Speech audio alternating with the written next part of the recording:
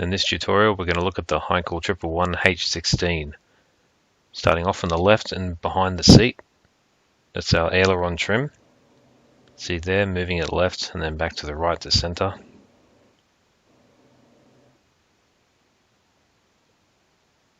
Now the brown tipped levers, those are the oil radiators.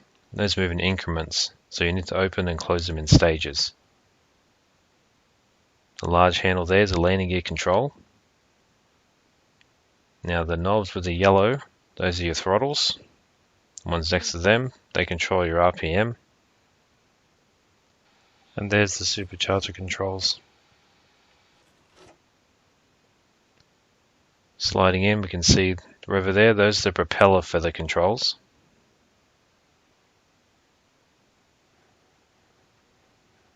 Moving all that stuff back in position.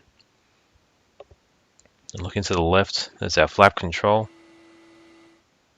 And you got the flap position indicator as well.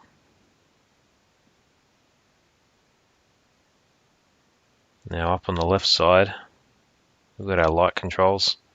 There's the landing light, your navigation lights, and then your cockpit and instrument lighting. Looking at the forward panel, got your altimeter, airspeed indicator, your directional gyro with a slip indicator, turn and bank indicator with a slip indicator, the repeater compass, your altimeter, accurate up to 150 meters, your vertical speed indicator, an AFN2 homing indicator, another turn and bank indicator, then your autopilot course deviation. Then underneath that, you got your autopilot and pitot heat indicators. Over on the right hand side, you pretty much have all your engine gauges here. You got a fuel flow on the left and right in liters per hour.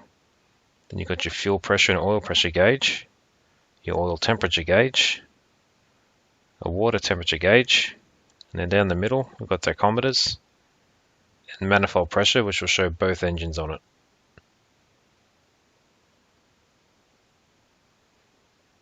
Underneath that, you've got the radio bearing indicator.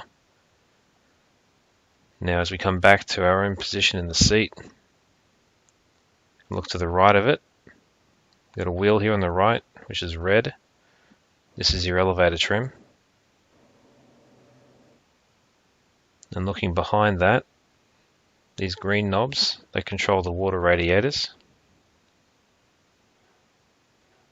And you can see another little knob behind there, that's the rudder trim.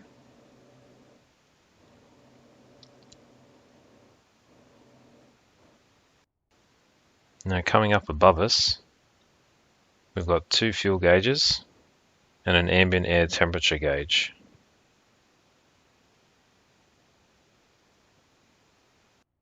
So now by pressing Ctrl C, we'll go to the nose gunner position first, and this is equipped with a 20mm MGFF by default.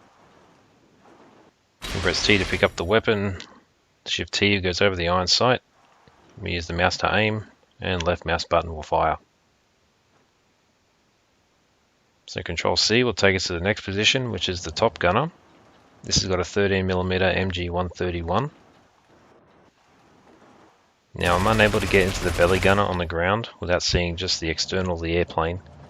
So we're going to look down to the fuselage gunner and go look at that position. This has got a 7.92 MG81 machine gun on each side. You can swap between sides by pressing Shift C. So now we'll get the engine started and jump into the pilot's nest for the Heinkel 111 H-16.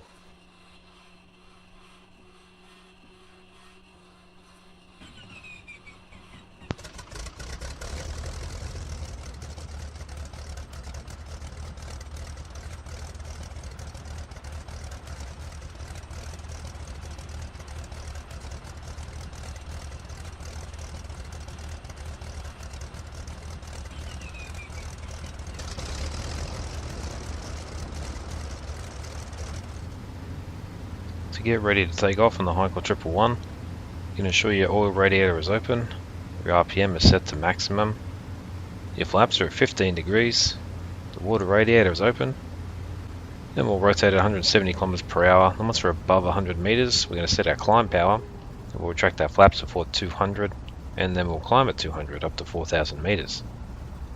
So then looking down, our oil radiator is fully open. RPM is at maximum. We'll set our flaps to 15 degrees. Going back to our water radiators, verifying they're fully open. Then we're good to go. So now that we're ready, we can start slowly increasing our power to the takeoff setting. Bringing the throttles up. Get the airplane rolling. Once we get to our takeoff power, this is going to be good for about 1 minute, so you don't want to hold it for too long or else you'll risk engine damage. Now we're using rudder and any differential power as needed to keep the airplane straight. You can push the control forward to bring the tail up and allow us to accelerate further.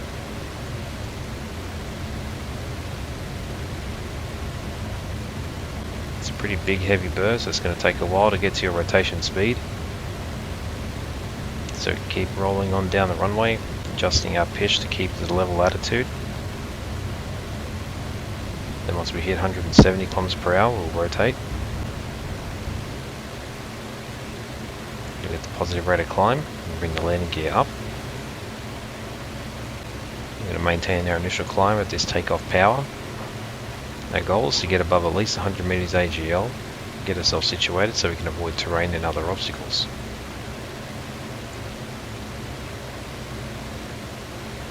So if you're looking at the fine altimeter, we're above 100 meters now, and we've still got that positive rate of climb. So now we can slowly pitch it over and accelerate to 200 kilometers per hour. Then we'll set our climb speed of 1.25 atmosphere and 2400 RPM.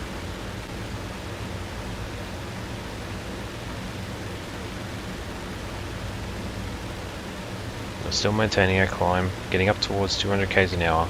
We can then retract the flaps completely once we're clear of the obstacles and any other terrain.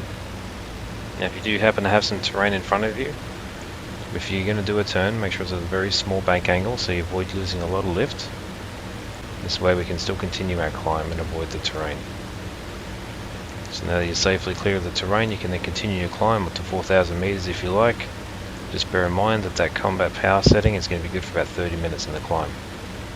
So now we're going to pretend we've gone off on a mission, dropped the bombs, and come back with a lighter fuel load, and then we'll look at how to land the Heinkel 111. To prepare landing for the Heinkel 111, on downwind, your airspeed is going to be below 200 kilometers per hour, and you can extend the landing gear. Then you can close the water and oil radiators, set your flaps at 20 degrees, and the RPM to maximum. This will allow you to slow down by the end of downwind to 180 kilometers per hour, and then you can begin your base to final turn, hopefully having a straight in final within 1 mile. At that point, you can extend the flaps fully, and you will allow your airspeed to slow down to 160 kilometers per hour, which is what you want to maintain on final approach.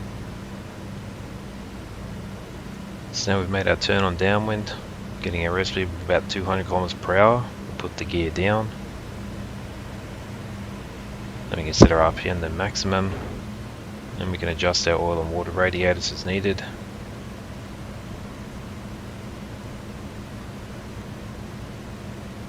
Still continuing on downwind, trying to maintain our altitude. We're flying a little bit of a wider pattern because of the size of the airplane and its turning circle. As we're approaching the end of downwind, we set our flaps at 20 degrees. This is going to add some drag. We'll get to about 180 kilometers per hour. We're going to reduce the power and start our final turn.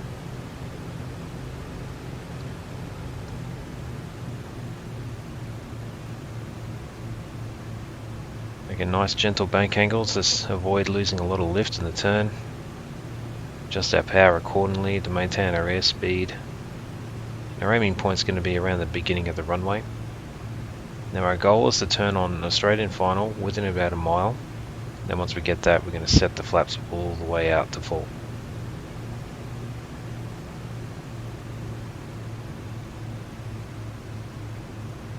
So we're turning onto final now.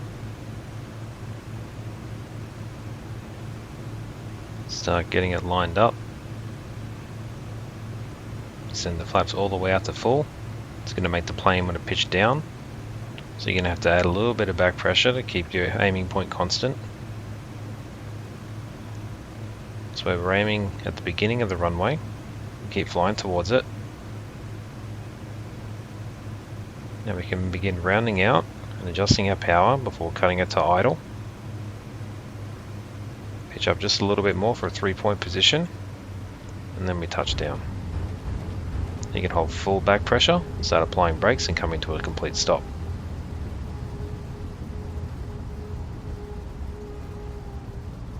That completes the tutorial on the Untitled 1 H-16. If you liked it, let me know using the like button or leave a comment. Don't forget to be a subscriber and to check that bell icon so you can see new videos as they're released.